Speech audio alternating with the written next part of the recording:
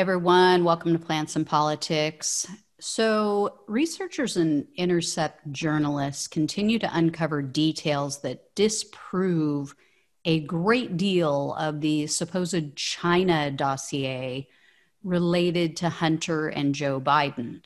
At the end of October, just last month, a disinformation researcher named Elise Thomas found that the company called Typhoon Investigations and the man supposedly called Martin Aspen were both fictitious entities. These were the names of the so-called analyst and the firm who allegedly investigated Hunter Biden's ties to China and how that relationship may have impacted Joe Biden's political decision-making. And what they found is, or what she found is, the image used on Aspen's supposed Twitter and Facebook accounts appears to be computer generated, and all of the social media accounts tied to either of those names were newly created. There were also, quote, vacation photos used in these social media posts, which were stolen from other sites. And when they traced an employer that was posted on Aspen's alleged LinkedIn profile, that proved to be fabricated as well. So shortly after Elise Thomas began publishing these findings on Twitter, mysteriously, the social media accounts tied to these fictitious characters began removing tweets and changing their profile information and images. In fact, the account that previously showed that AI-generated image of Martin Aspen, who was supposed to be Martin Aspen, and used that name, after she starts outing them, they changed their username and they changed it to Nom Dagur, which literally means, if you look at the translation, an assumed name under which a person engages in combat or some other activity or enterprise. They also changed the profile image from this AI-generated man to an image that simply shows the capital letter Q. So now it appears that it's being tied to QAnon, or maybe it came from QAnon to begin with. Who knows? We don't know at this point.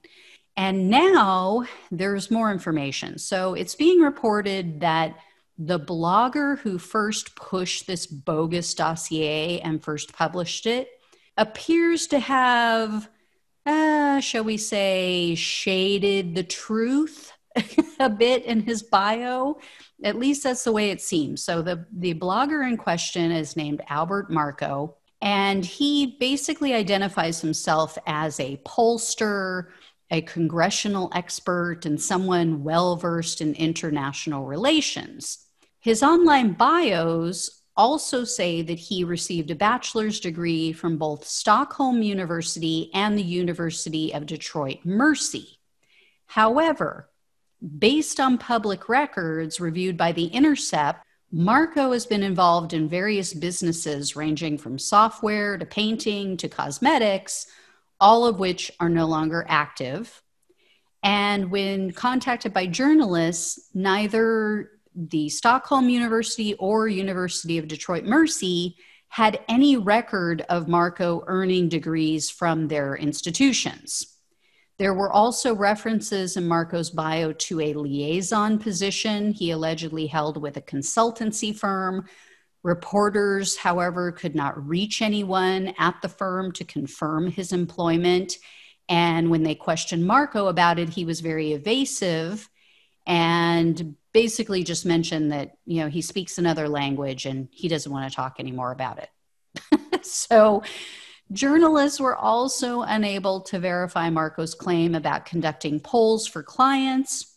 And when the Intercept news outlet questioned Marco about this dossier, he pointed the finger at a man named Christopher Balding. Marco said that he received this dossier from Balding. So who is Balding? Well, he is apparently a researcher, and he runs a blog as well called Baldings World. Shortly after he published an updated version of this dossier on his own blog, he appeared for the second time on Steve Bannon's podcast. Yes, Steve Bannon, the white supremacist, grotesque racist who used to work for Trump in the administration. And yes, the accused criminal, Steve Bannon, who's currently out on bail for allegedly defrauding hardworking Americans and for embezzlement.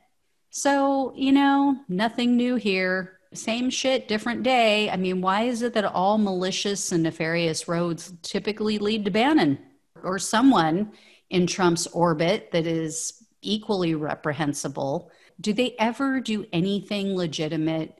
Can they ever there's so much you could say about Biden. There's so much that they could have used to take Biden down or to paint him as a neoliberal and a corporate shill. And so many things that are accurate, that actually do describe him, that actually do portray him in a realistic sense that would turn voters off.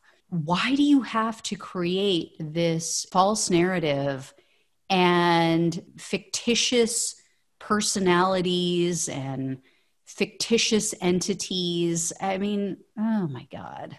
But yeah, at this point, it is all looking really sketchy.